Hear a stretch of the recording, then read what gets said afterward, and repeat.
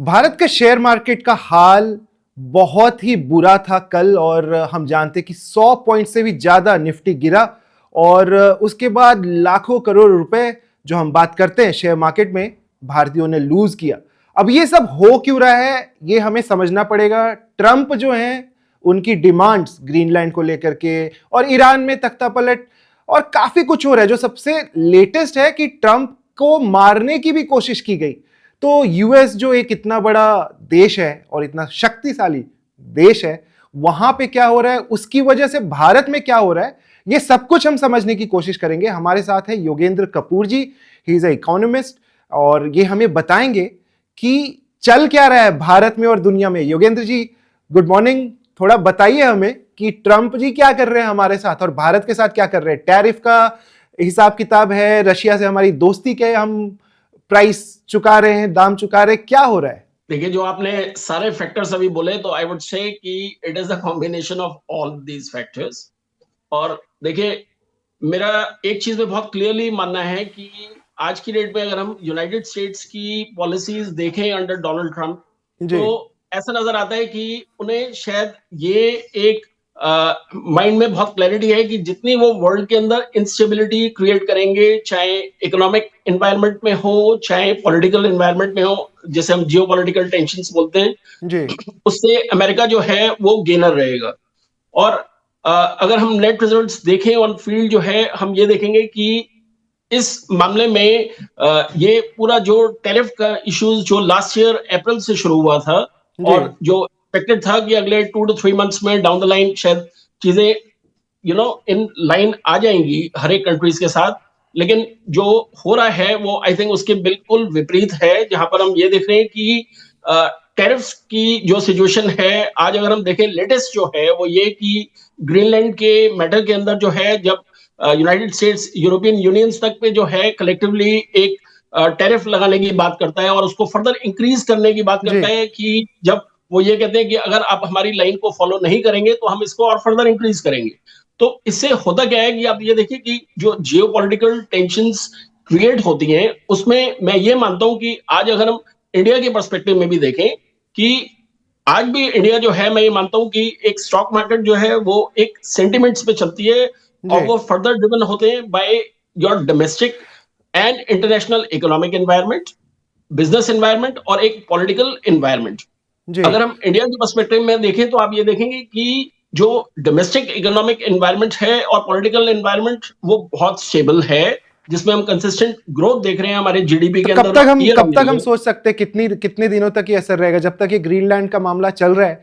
क्योंकि ट्रंप ने अपने सबसे क्लोज एलाइज उन पे भी अटैक करने का काम शुरू कर दिया। उन्होंने टैरिफ्स बढ़ा दिए हैं और यहां तक कि सेनाएं भी लड़ने के लिए तैयार है। हो सकता है नेटो पूरा का पूरा खत्म हो जाए।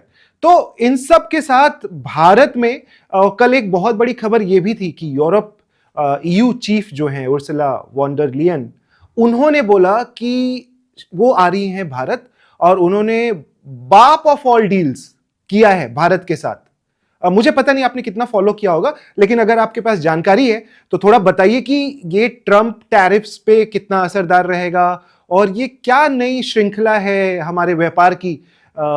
अभी तो कुछ दिनों पहले तक ट्रंप को मोदी जी ये भी बोल करके आए थे कि वो अमेरिका से तेल खरीदेंगे, जो कि हमें एज जर्नलिस्ट सुन के लगा था कि इतनी दूर से तेल आप क्यों लाओगे।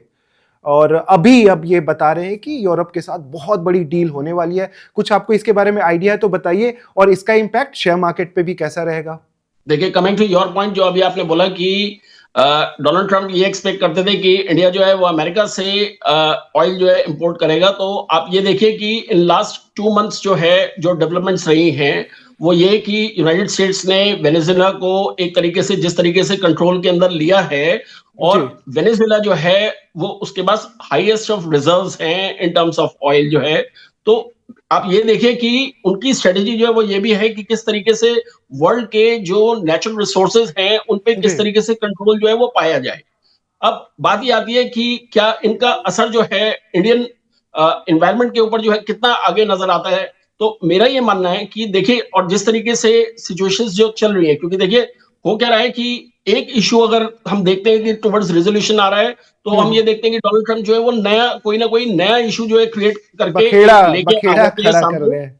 जी हाँ, जी। उससे आप ये है कि देखिए वर्ल्ड के अंदर जो अनसर्टेनिटी बनी हुई है, उससे हम्म। क्या होता है कि इंडिया के पर्सपेक्टिव में अगर हम ये देखें कि सबसे बड़ा जो पैनिक होता है बिजनेस एनवायरनमेंट में, वो ये है कि कहीं सप्लाई चेन का जो डिसरप्शंस है वो तो सामने क्रिएट नहीं होंगे, और उससे जी आप ये देखें कि बिजनेस जो है वो डायरेक्टली अफेक्ट होता है। जो भी बिजनेसेस हैं वो अपनी प्लानिंग जो है वो आगे 6 महीने और साल भर की करके चलते हैं, और जी अगर ऐसी सिचुएशन क्रिएट होती है कि अनसर्टेनिटी की, जिसमें आपकी सप्लाई चेन कहीं पर डिसरप्ट हो सकती है, या आपके जो इंपॉर्टेंट इंपोर्ट का जो रॉ मटेरियल है या जी इंग्रेडिएंट्स हैं उसमें अगर कोई चीज अफेक्ट हो सकती है, तो आप ये देखिए वो डायरेक्टली अफेक्ट करता है एक बिजनेसेस की डाउन द लाइन को। तो जी। इस सब के बावजूद मैं ये मानता हूं कि इंडिया जो है, आप ये देखिए कि एक लार्जली कंजम्पशन बेस्ड इकोनॉमी है।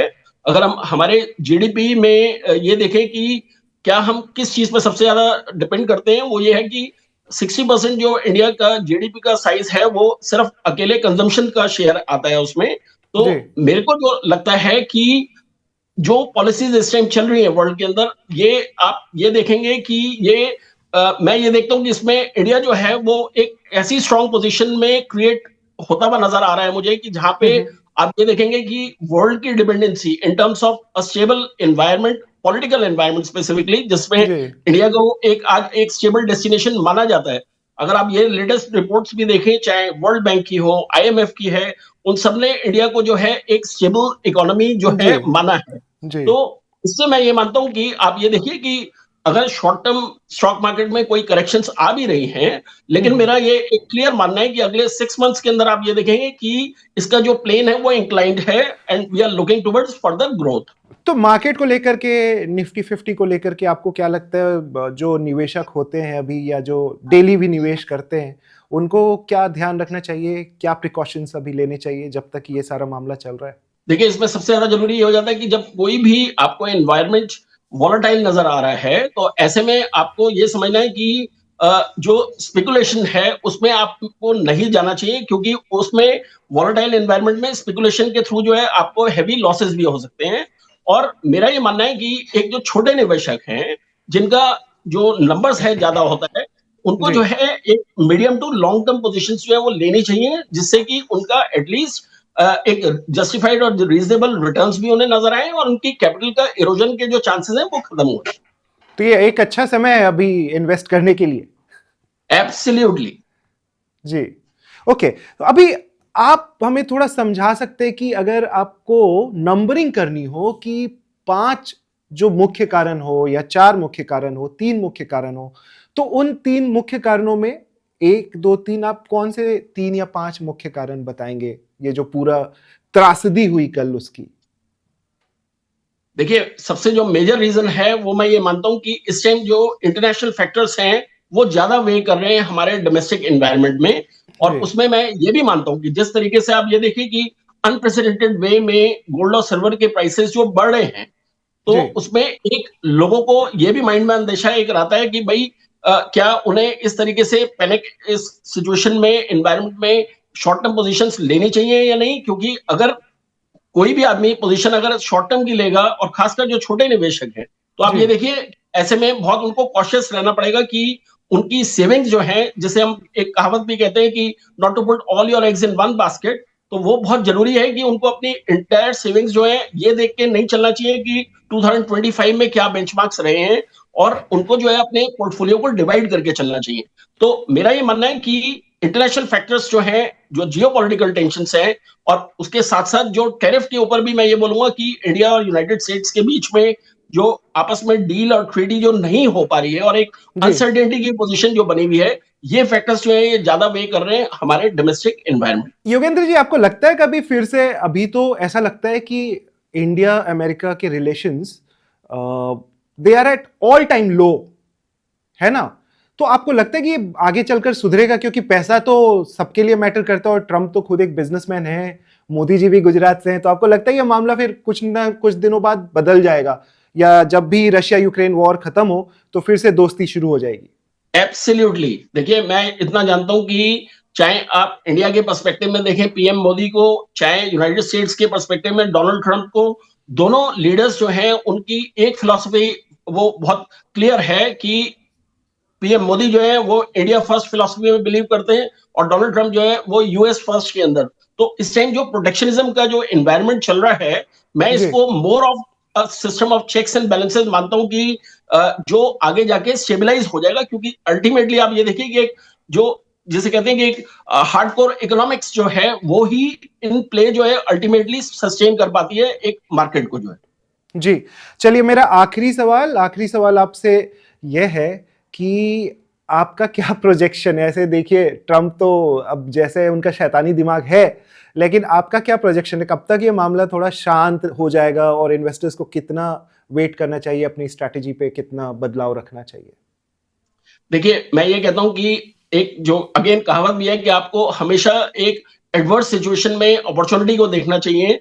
तो मेरा ये मानना है कि इस टाइम इंडिया जो है इस तरीके से पोजीशन्ड है कि अगर हम इंडिया के अंदर एक फोकस करके, चाहे उसमें गवर्नमेंट भी है और प्राइवेट सेक्टर भी है, अगर रिसर्च एंड डेवलपमेंट के ऊपर इस टाइम स्पेंडिंग करेगी हमारी government as well as private sector, तो आप ये देखेंगे उससे हम टैलेंट को जो है इंडिया में रोक पाएंगे। और अगर टैलेंट इंडिया में रुकेगा तो आप ये देखिए कि वो अल्टीमेटली इंडिया की ग्रोथ को जो है हेल्प भी करेगा in terms of moving towards geometric progression rather than arithmetic progression जिसे हम बोलते हैं।